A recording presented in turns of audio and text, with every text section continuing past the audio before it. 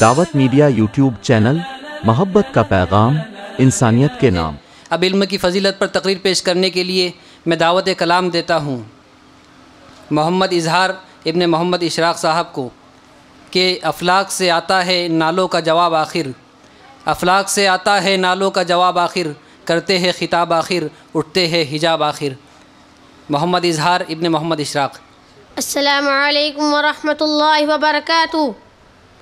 نحمدہ ونصلی علی رسولہ الکریم، اما بعد، فاعوذ باللہ من الشیطان الرجیم، بسم اللہ الرحمن الرحیم۔ قل هل يستوي الذین یعلمون والذین لا یعلمون۔ علم ایک ایسی دولت ہے جو لٹتی نہیں، خرچ کرنے سے کبھی گھٹتی نہیں۔ محترم سامعین اکرام، میں آپ حضرات کے سامنے علم دین کے موضوع پر گفتگو کرنے جا رہا ہوں۔ علم دو طرح کا ہے، ایک دنیاوی، ایک اخروی۔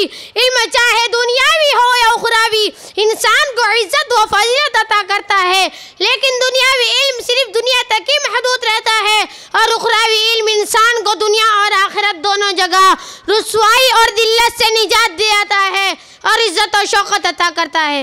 میں آپ سے سوال کرتا ہوں، وہ کون سی چیز تھی جس نے حضرت آدم علیہ السلام کو فرشتوں سے افضل بنا دیا؟ وہ کون سی چیز تھی جس نے انسان کو اشرف المخلوقات بنا دیا؟ وہ کون سی چیز تھی جس کی برکت کی وجہ سے اللہ نے انسان کو خلیفہ بنا دیا؟ وہ علم کی دولت ہے۔ جب رب کائنات نے قرآن کو نازل فرمایا تو سب سے پہلے وہ آیت نازل ہوئی جس کا تعلق علم سے ہے، یعنی اقرأ بسم ربک الذی خلق۔ اسلام کے پاس بانو اخروی علوم کی فضیلت و اہمیت آیت قرآنیہ احادیث نبویہ میں بکثرت وارد ہوئی۔ اللہ تبارک و تعالی نے ارشاد فرمایا، قل هل يستوي الذین یعلمون والذین لا یعلمون۔ اے نبی صلی اللہ علیہ وسلم، آپ کہہ دیجئے کہ اہل علم و اہل جہل یکساں نہیں ہو سکتے، جس طرح توحید اور شرک یکساں نہیں ہو سکتے، جس طرح ہدایت اور ظلم ایک جگہ جمع نہیں ہو سکتے، جس طرح حق و باطل برابر نہیں ہو سکتے۔ برادران اسلام، لیکن آج کے دور کے کہیں مسلمان اپنے بچوں کو اسلامی تعلیمات سے دور رکھتے ہیں۔ یہ صرف شیطان کا فریب ہے، وہ شیطان مردود جس نے عہد کر لی ہے کہ بنی آدم کو جہنم پہنچائے گا، وہ شیطان جو ہمارے دین و اسلام کا دشمن ہے، وہ شیطان جو ہمارے معاشرے کا دشمن ہے، وہ شیطان جو ہماری تہذیب کا دشمن ہے، وہ شیطان جو ہمارے ایمان و اخلاق کا دشمن ہے، یہ شیطان ہمارے ازلی دشمن ہے۔